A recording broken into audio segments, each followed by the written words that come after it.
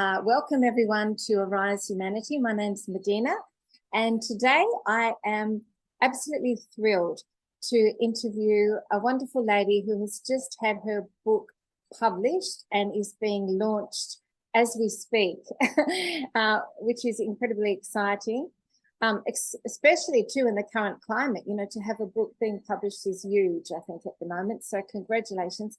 I'd like to give an introduction to Elizabeth for everyone.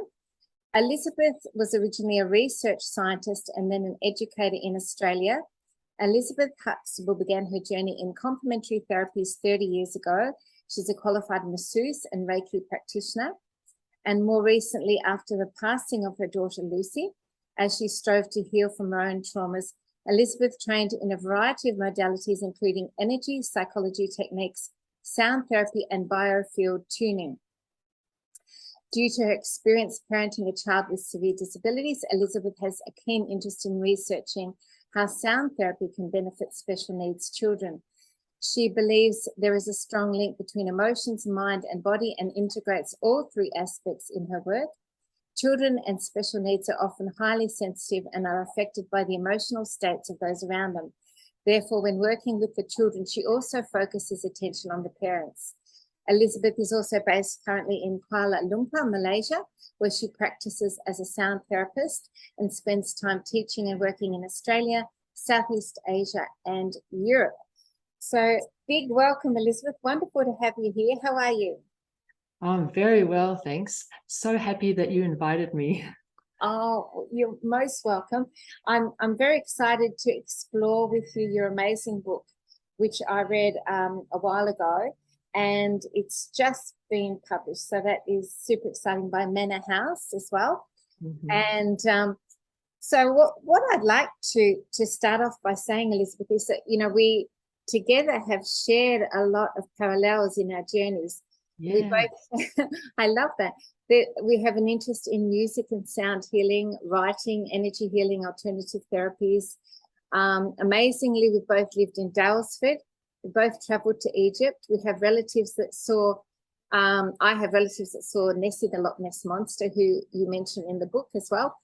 I love Mount Shasta, and really strongly guided to go there. You mentioned that in the book. I'm interested in film. I'm actually putting together a documentary this year called The Golden Age, which is a film based on, you know, the where we want to go as a species. And we also have parallels of having narcissistic ex-husbands who taught us a lot. And the list goes on. So the other major parallel that we have together is we both share the loss of a child. Mine was at birth, a baby at birth, and yours was your special needs daughter, Lucy, which is what the whole story surrounds. But it covers this whole journey in a way that is very empowering, and it shows that we can learn so much from everything that we have to go through, and that it actually strengthens us to go through these incredibly profound experiences like you have had with Lucy. Isn't it interesting how there are so many parallels? Absolutely. And that's actually why I contacted you originally, to ask you to write a foreword, because I thought you've got so many things in common that you would be a perfect person to do that job. Yeah. Oh, thank you, Elizabeth. I was so honored that you asked me. And so I was just thrilled to write the foreword for your wonderful book, Lessons from Lucy. And we can obviously see Lucy here next to us in this picture. So I thought that would be a lovely way to honor her as we do this chat today. And, you know, in the foreword, I write about how this is a book which teaches, well, it sort of has the theme of the human spirit is incredibly resilient, and it also is constantly learning and upgrading. And you know, often my favorite books have been autobiographies, because you know, you learn so much from other people's journeys when you read them. So I wanted to thank you for this book, an opportunity for people to learn. And my first question to you is, I imagine your major inspiration in writing the book was the legacy for Lucy. I also, when my baby passed, I wrote for 3 months a book called George's Gift, but it was more just for myself to work through a therapeutic thing, you know, to work through that very dark space that you can often go through when a child passes, or that heaviness, you know, that it's like I found it like a dark tunnel. And the writing really helped me. So what inspired you to write this book of this, you know, heartfelt story about Lucy? What were all the reasons that were inspiring you? My first reason was because I wanted to help other parents who have special needs children. I realized what they can teach us. And it was right near the end of her life that I really understood why she'd come into my life. And I thought, wow, I could help other parents skip all those years of trauma and worry and understand, start looking at their children differently. Yes. I think that was the big shift for me, was changing my perspective of her and her disabilities and her limitations, and seeing that that was mainly in my mind, and that she had this amazing spirit regardless of the condition of her body. And I really wanted it to be for other parents. That was my first reason. But I realized as I was writing it that it was my journey, and so that it was going to actually help people who don't have necessarily a child with disabilities, but just the way I worked through issues and came to realizations was going to have a wider appeal. Absolutely. And that's why I love autobiography so much. It's sort of like you can cut short the need for learning all those lessons yourself, and you can soak up the wisdom from other people that go through these experiences. So it was, having a special needs daughter like Lucy was obviously challenging in some ways, but also an incredible growth experience for you. Can you speak to that for a moment?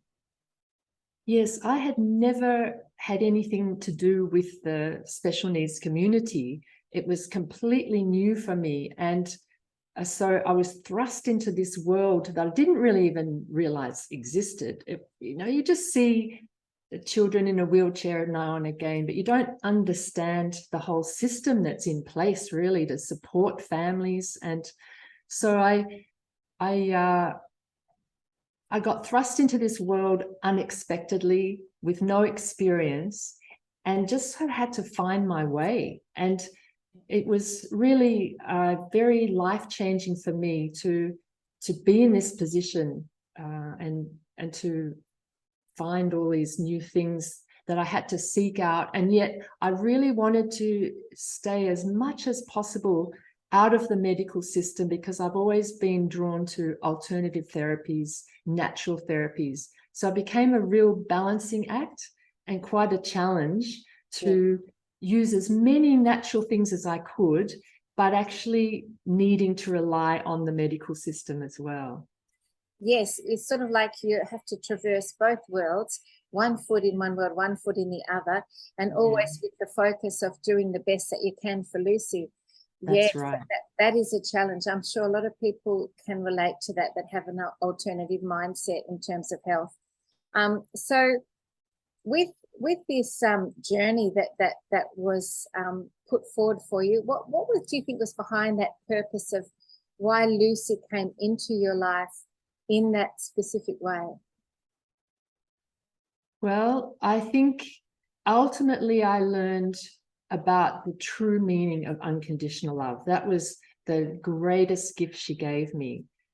And another big takeaway was to live in the present moment, because I was always projecting myself into the future. What was going to happen to her when I couldn't look after her? What was going to happen to her when, she got older? I really spent hours and hours worrying about these things, which ended up being not even relevant. Yes. Because she didn't live long. And so all that worrying, it's made me really understand why we need to be in the present moment and just enjoy the present moment. Because I could have enjoyed parenting her a lot more if I had spent less time thinking about the future. And it really has changed me since then. In all the decisions I make, I'm really looking at, okay, I'm in the present moment. Don't project myself too far into the future, because you really don't know what the future will hold. Absolutely, that's so true. Especially at the moment with everything that's going on, at a global level. So, could you share with the audience exactly what was Lucy's situation? What was her condition, so the audience understand the depth of what Lucy experienced and knew.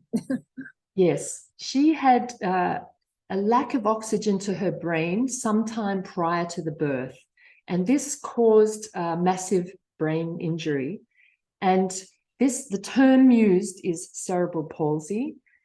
Cerebral palsy covers a wide spectrum of people who just maybe have a limp or a hand that doesn't work well.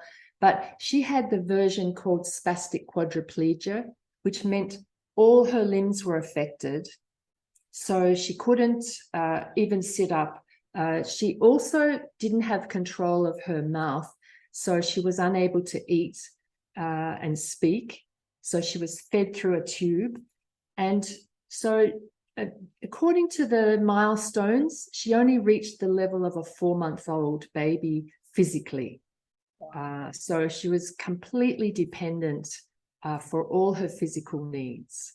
Wow, that is such a interesting test for you, I guess, to go inward on a spiritual level and to connect to her in that way, because you couldn't connect in the same way that normal situations would with children who have no similar characteristics. So it sort of teaches you, doesn't it, to go inward and to I guess spiritually work on those levels and connect to Lucy in that way. So how did that sort of accelerate that spiritual inner pathway for you and for Lucy?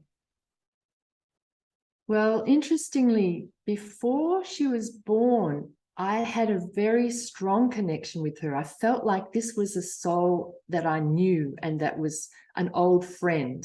Yes. And she was able to give me messages then before she was born. But after she was born, I kind of went into such a shock of what have I got to do? How do I deal with this? That I really lost that telepathic connection that I had with her before she was born. And so I became hyper vigilant. I was watching every little move, every facial expression, every sound she made, trying to guess what it was she's trying to communicate. Yes. It helped when finally someone recognized that she was able to move her right hand. It was like an upward movement that indicated yes or more, or I like that. And so that was like a positive signal she could give me. But before that, it was very challenging to get that connection back with her because I was feeling so worried and stressed all the time. Of course. I mean, even any parent will attest to the fact that when you have children, there is an aspect of you that always does worry in some way. I mean, you try not to, because obviously that's not what we want to do, but it does seem to come with the territory, doesn't it? Anyway, just even for any parent, and it doesn't matter what age the child is, there's still an element of that there. So what qualities were the major qualities that you were able to connect to in Lucy that stood out? She had this energy that would calm people down.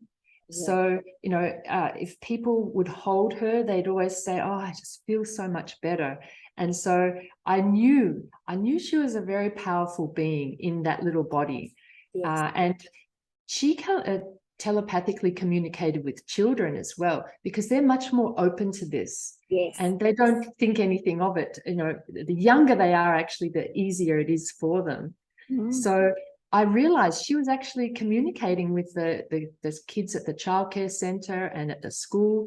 And so I always knew that she had a lot of intelligence, even though she couldn't express it in the usual ways. And so, yeah, I really needed to change my mindset. And I also could gauge people by how they responded to her. Some people would just meet her and feel her presence and go, wow, that's an amazing being. She's an old soul. And others would just think, oh, the poor little girl, the poor, poor situation, and just they're not pity. connecting on the energetic level at all. Yes. Yeah. Yes. Yeah. Yes. So it was interesting to gauge the two opposite reactions. We didn't get much in between. It was people who really got her, or people who only saw the surface. That's fascinating. Also, I have read, and it sort of resonated with me when I read it, that when you have a soul that comes in who is disabled, and I guess particularly severely disabled, they are karmically wanting to work off a lot of karma. There's this sort of like a process where they're able to come through with that and clear a lot of lifetimes through that experience, and that there was quite a queue of of souls that were wanting to come in that form, because it actually really accelerates the spiritual progress. Do you resonate with that? Wow, that's an interesting way to look at it. I have heard that before, and I think that is probably correct. Some of the time, I had a sense in Lucy's case that she didn't actually need to come back. She actually came as my teacher. And once I got what she really wanted to teach me, she just left. She left without going downhill sick like the other little children in her condition. She just left. And a year after the coroner's report came back, sudden unexplained death. They couldn't work it out. Yes. Why then? Yeah. Yes. So her soul basically just chose at that moment. It was the perfect, ideal time for her to leave, because she had accomplished everything that she was meant to through. I guess being like a bit of a spirit guide or something for you. Yeah. Beautiful. Yes. She sounds like a very incredible and unique soul, and so part of the journey of this was also, of course, the whole life journey, which incorporated other things as well along the road, as looking after Lucy and being her mum.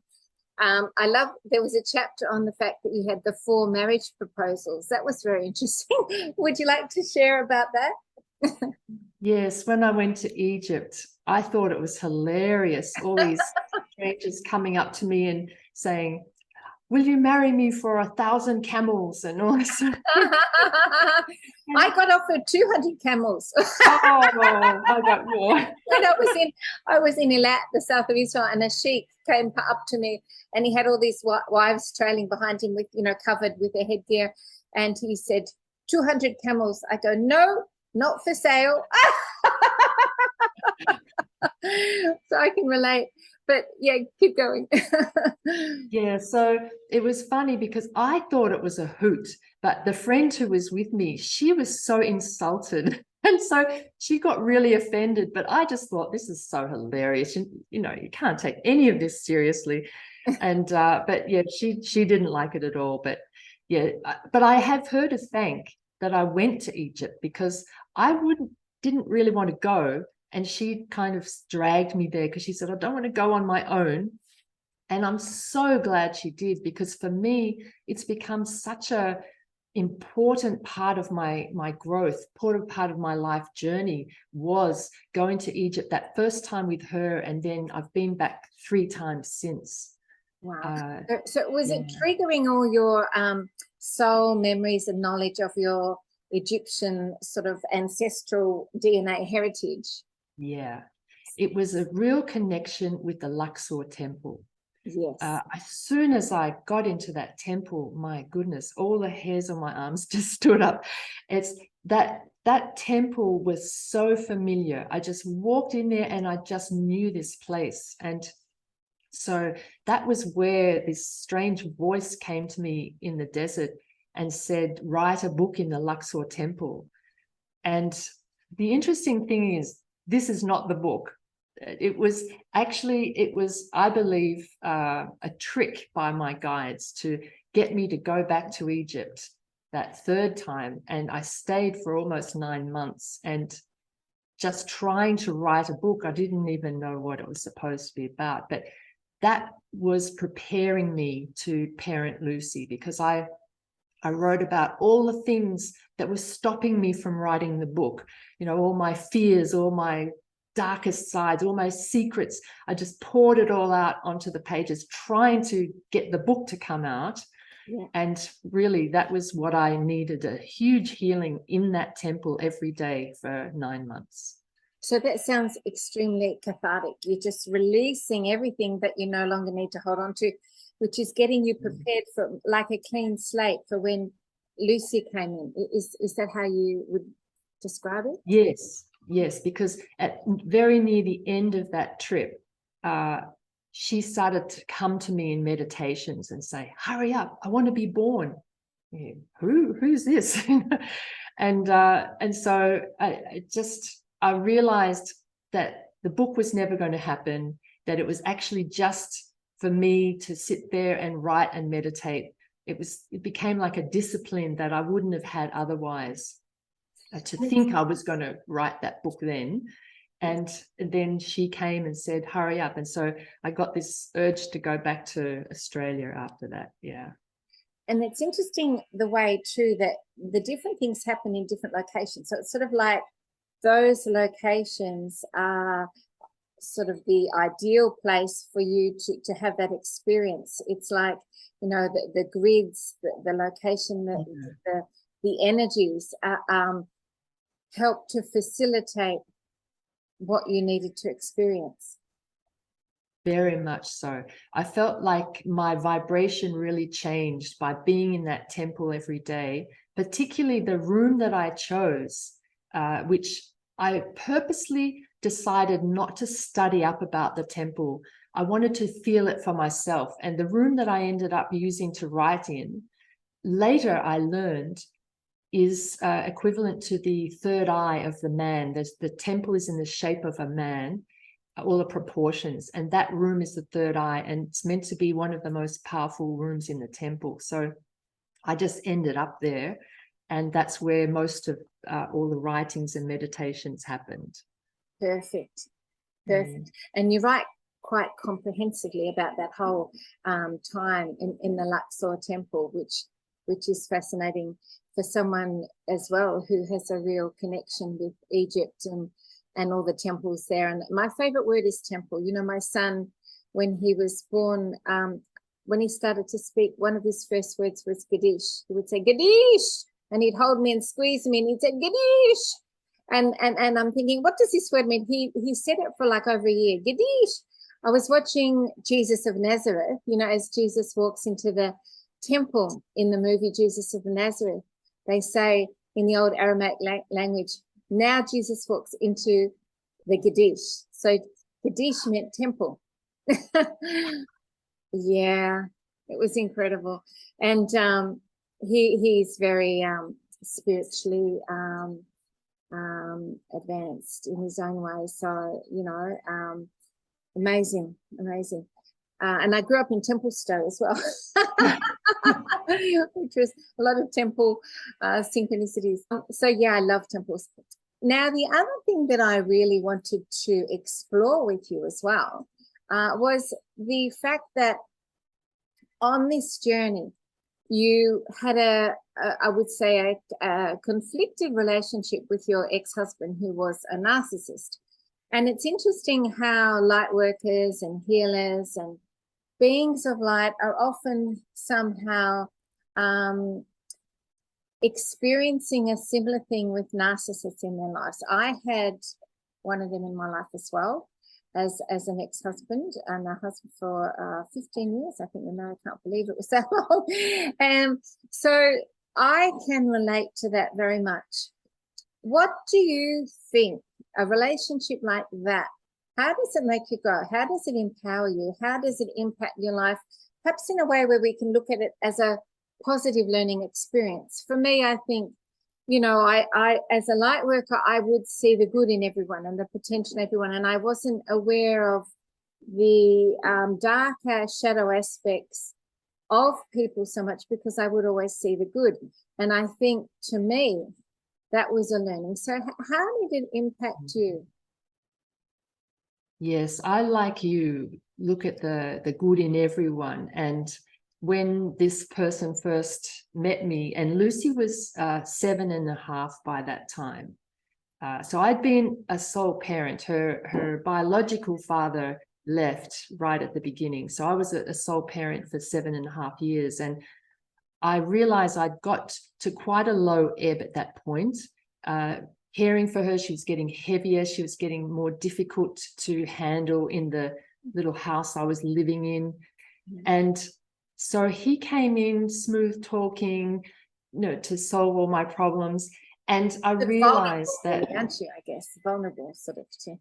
Yes, yeah, I was, and that I went into that situation feeling like I needed to be rescued. And that was a very unhealthy way to go into a relationship. And so I was setting myself up for a fall, really, looking back on it. But at the time, I just needed to be rescued from the situation I felt I was in. But at the beginning, he was very nice and very helpful and very supportive, and as they are. I thought, oh wow, I've really attracted the right person. But it was once he got me to marry him, and he pushed me to do it really much faster than I wanted to. Then that's when the controlling started to come in. And the big thing I gained from it was to really set my boundaries, because he wanted to control how I thought. He wanted to control my whole world and mind. And it was like, okay, I'm not negotiable on certain things. I realized I really reassessed all my maybe kind of slightly woo-woo ideas that I hadn't examined. I really started examining them as, no, I absolutely believe Reiki energy, for instance, exists and is powerful and heals. Whereas he would just think, oh, it's all rubbish, or he would go the opposite, say it's evil. Anything he couldn't explain was evil. And so it made me really reassess everything, so that I feel I learned to be more selective in what I really believed and knew to be true. Sure. And I had to get to that point where finally, no, I deserve better than this. Lucy deserves better than this. We don't want this. And so then I had to work out how to get him out of my life, because he was a bit scary. And so I kind of needed him to go rather than me to push him out. Yeah. Absolutely. Many people, I'm sure, listening can relate to this. My epiphany too came with this when I was reading the Eckhart Tolle book. And it's interesting because you have a book list at the end of your book, Lessons from Lucy, and it mentions Eckhart Tolle. So a lot of your books I resonate with that you've put in that list. But Eckhart Tolle, in his book A New Earth, talks about the pain body. And he talks about when you are with someone initially, you don't necessarily see the pain body in them. But it is when you're in a marriage situation that the pain body comes up in the other person, because, and even in yourself or in the other person, because they're feeling secure in the relationship, that it's not going to disappear. And so their authentic stuff with all their unhealed aspects and wounding comes up to the fore. And that's after the point of marriage. So I always found that very interesting. Mm. So true. So I wanted also to ask you about another chapter. So there was a chapter 11 where you talked about connecting with your higher self and learning to love yourself. So what are the main lessons of learning to love yourself that you were able to gain through this whole life experience and having Lucy in your life? You've just mentioned one of them, which is, being able to have clarity on who you are and what you value and what is important to you. Were there any other major aspects of learning to love yourself that you gained through this life journey and through Lucy's presence? Yes, I think what really helped me was to tap into the creative side of myself. And that took me discipline to say, I need to spend time on myself. I need to spend time with myself, even though this role seemed to be 24 hours a day, 7 days a week, because she'd go to a respite home, but I could be called at any moment. And so I was kind of always waiting. But I thought, no, I need to do something fulfilling for myself. And the outlet that came to me was belly dancing. I took up belly dancing classes, and it became this blossoming of me as a person that I'd always, because I'm quite tall, I'm almost 6 feet tall, and so I've tended to hunch a lot in my younger life, not wanting to be too tall, not wanting to stand out, and suddenly we were expected to stand tall, open up our chest, throw back our shoulders, and this had a big psychological effect on me. And so I started to realize my full power in doing this creative activity. And so that was a huge step for me in starting to realize I needed to give myself this chance. It's one of the major ways to really connect with your divine feminine too, isn't it? Because you're moving that whole womb area, that area below that is all connected to your, your feminine sort of reproductive area, which is a real key to connecting with your body and then connecting to the divine feminine through that. So how much did you wear lots of all the beautiful flowing clothes after that? Did it really trigger that sort of embrace of the divine feminine? It's funny. I've got like an alter ego. When I get on the stage, I wear the fancy costumes and the sparkles and everything. But in my everyday life, not so much. I'm fairly conservative dresser, but it's like I just feel such joy when I do put on the costume and get on the stage. And yeah, it's really so much fun. Oh, that's fantastic. And you talk about a wonderful experience too with the belly dancing that you had, but I'll leave it for people to experience when they read the book. So, also, I guess too, the fact that you're living in Malaysia does influence, in a sense, what you can wear or how you can present yourself. How do you compare the experience now? Because you talk about at the end of the book moving to Malaysia and living there, having been based in Australia. So what is the difference in comparison? How does it change who you are as a person to be living in such a different culture and different environment? Malaysia is so multicultural. It's a fascinating country because there are kind of distinct racial groups, and unfortunately it's kind of fostered the differences. So there's they call them the Chinese Malaysians, the Indian Malaysians, the Malays. So they actually have separate names for everyone. And so the different parts of that culture, yes, the Muslim part is more conservative, but the Chinese actually wear quite flamboyant clothes and, high heels and skimpy dresses and things. And I was actually asked to do a belly dance performance at a club, a private club, which was mainly Chinese and Indian Malaysians attended. So I did get to wear my sparkly costume in Malaysia. Oh, beautiful. But I found living here has been a whole new way of life where people had no expectations. They didn't know about my past. So I didn't necessarily need to tell them unless I wanted to. Whereas in Australia, everyone knew I'd spent 10 years parenting this child and the sadness of losing her. And it was like a real fresh air coming here and just kind of reinventing myself and becoming a business entrepreneur for a few years with running a business with my brother. That was the reason I came. He invited me over and then moving into what I do today. But it's just been a really positive thing for me. And I find this such a vibrant, interesting place to live.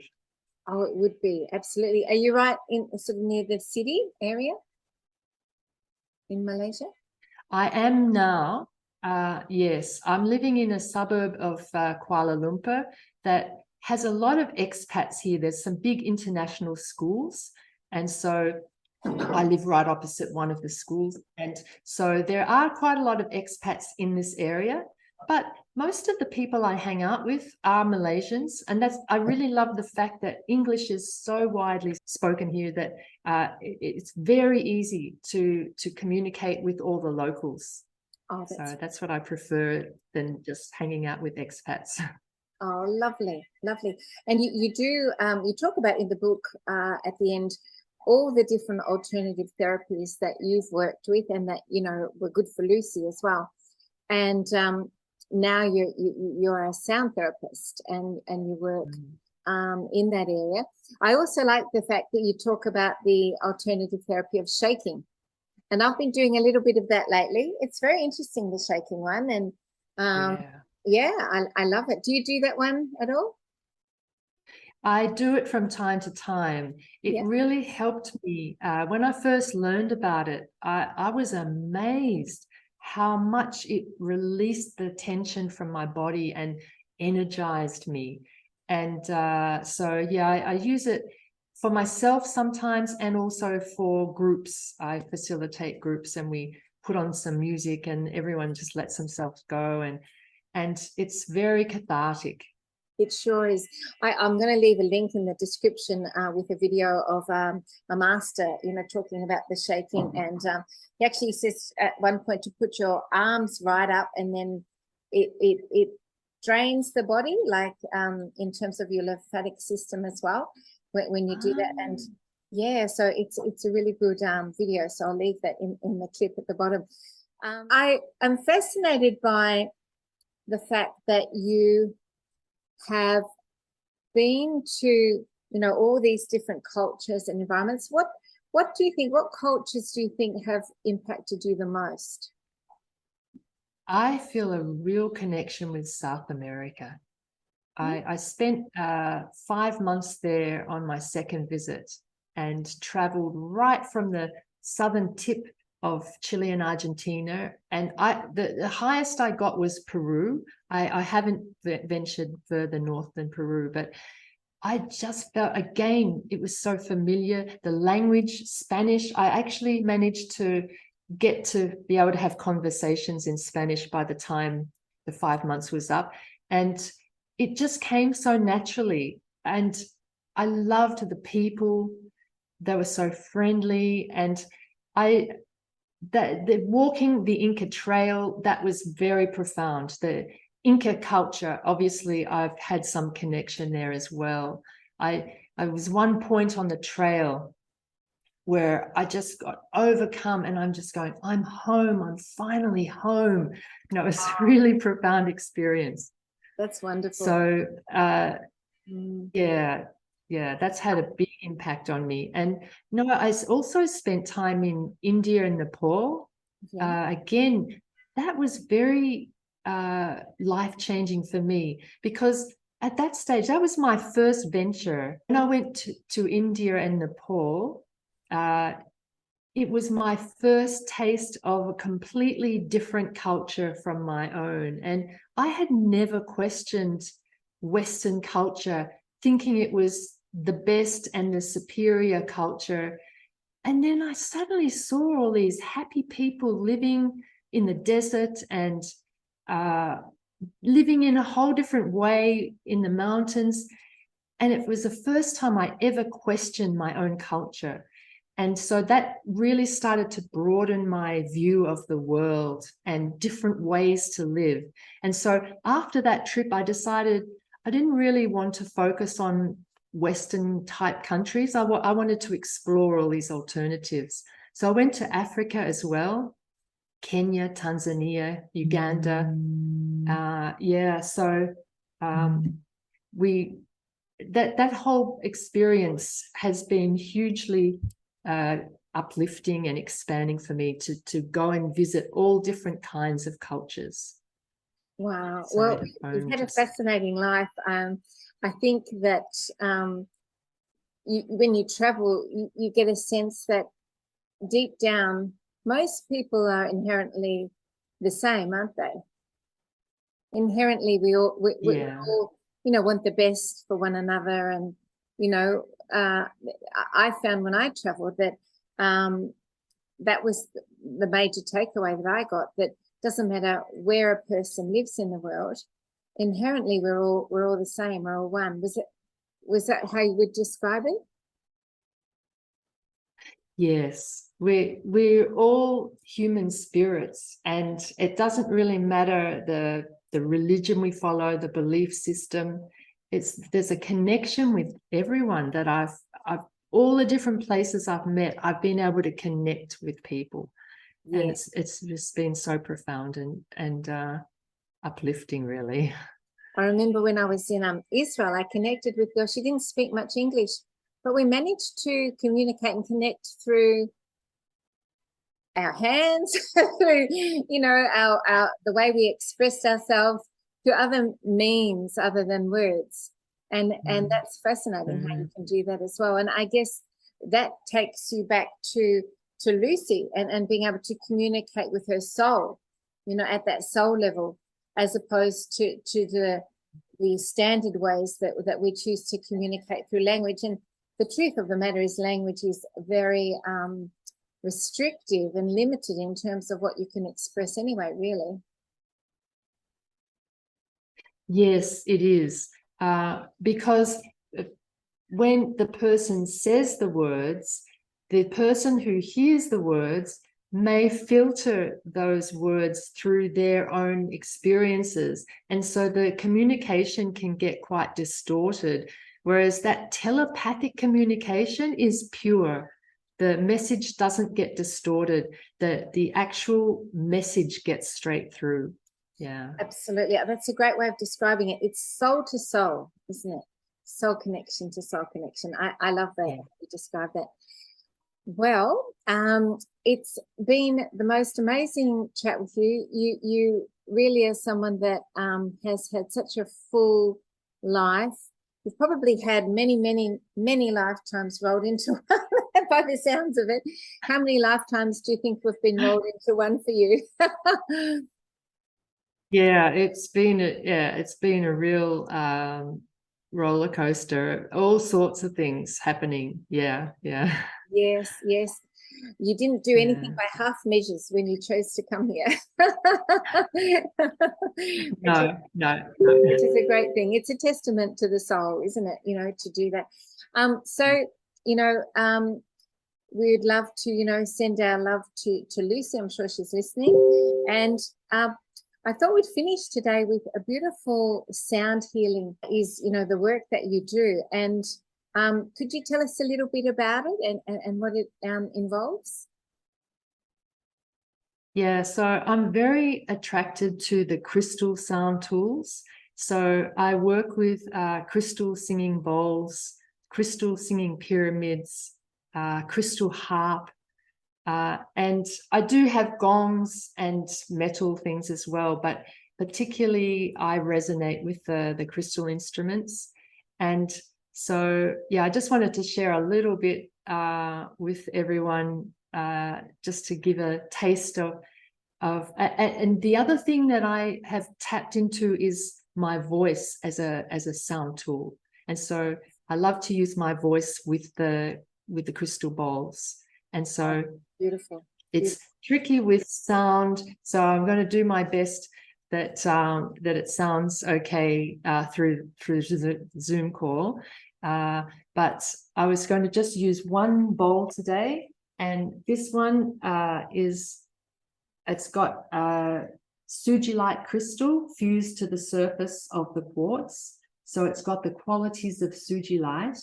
Sugilite is a very protective stone.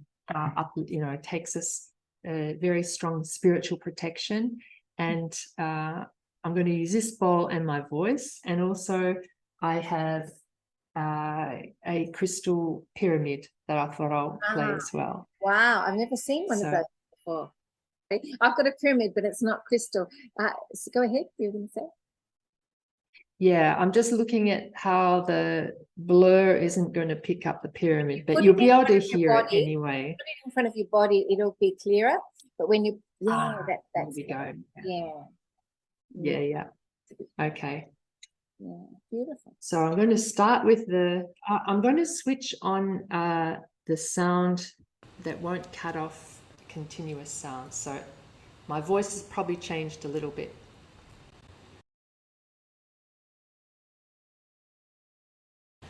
So if everyone just takes some slow, deep breaths and just settle down, closing your eyes, and allow these sound vibrations to go right into the cells of the body. Sound travels through water and bone more easily than through air. So allow these sounds to go right into the water in your cells, into the bones, with the intention to relax and calm.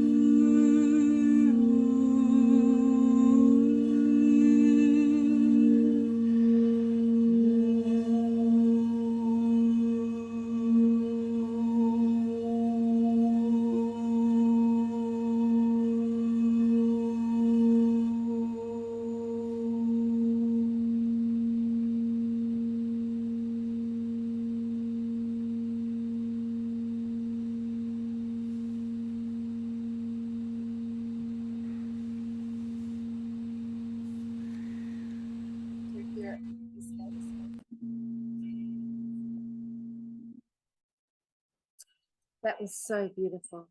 Thank you. Thank you so much. It just puts you in a altered state, doesn't it? When you just fly off somewhere else, and so incredibly calming too. Mm. Just beautiful. Thank you. Thank you so much. Yes. So Elizabeth, I'd love you to share where people can contact you. Firstly, to get a copy of this amazing book, Lessons from Lucy. I really encourage everyone to purchase a copy. Where can people get that? And then also about your sound therapy. So the book is available on Amazon and Kindle, but for anyone who lives in Victoria, in Australia, I'll be signing copies when I get there in the second half of March. And so people can buy them directly from me. I'm going to be doing a book launch in Daylesford. And so I'll be there on the day, and I'll be in Melbourne as well. And it looks like I might be able to go to Queensland, to Brisbane as well, to do a book launch there. Any of the Malaysian listeners can get a copy from me here in Malaysia. Again, I'll be signing copies and I can post them to you. It will be quite a saving, because to get books shipped to Malaysia from Amazon is very expensive. So it'll be cheaper to get it straight from me. So I've got a website. It's scientificsoundasia.com, all one word. And there's social media is Scientific Sound Asia, all separate words, Facebook, and Instagram is scientificsound.asia. So that's the easiest ways to get through to me. Yeah. And I have a Bandcamp site where my music is available as well. So that's elizabethhuxtable.bandcamp.com. Fantastic. I'll leave all the links below for people. Thanks. So they can directly access them. And you're available for, do you do online sound therapies for people around the world, or is it more in person? I do mainly biofield tuning sessions online. They work very effectively online. This is a tuning fork technique. I do some sound sessions as well online, individual sessions. But you do miss out some of the quality of the sound through microphones rather than being in person. But it still has a powerful effect. People book them again, so they get the benefit. They feel it's worth a while. But mostly it's biofield tuning sessions that I do. I've got clients in Europe, in South Africa, Australia, all around Southeast Asia. And it's a very powerful tuning fork technique. Fantastic. Yes, because in the book you talk about your training. You've done a lot of training at high levels in all the areas that you work in. So thank you so much, Elizabeth. It was a fantastic chat with you. And I really look forward to you sharing the journey of how the book goes out to meet the world. And yeah, keep me posted on everything. And you know, we might have another chat later on if you like as well, you know, after the book's been launched. But super congratulations, and the best of luck with being able to get this book to lots of people who can benefit from, you know, reading it. So thank you. Any last thing that you'd like to share today to the people listening? Well, I'd just like to say that I really hope that they find the story uplifting and inspiring, because I know some of it, people say it's, you know, it's quite sad as well, but I really, the ultimate aim was to inspire others to realize that even though things look no good or not how you want them to be, this can be the best teaching experience of your life, the biggest growth experience of your life, and to embrace all things rather than just wish for things that to be different. That is a wonderful message, because there's so many people that I guess they're going through life thinking, I wish I was somewhere else, I wish I wasn't experiencing this. But to learn to embrace for the positive, everything. And I think that's come through in the book very well. You know, it's not a tale that drops your energy, because there's so much in it that teaches you to look at the positive aspects of everything that you've experienced. So I definitely think you achieved that. So thank you, Elizabeth. Thanks. Wonderful to chat with you. And you know, we'll talk again perhaps later on. That'll be lovely. Thank you very much, Medyhne. I really appreciate it. You're so welcome.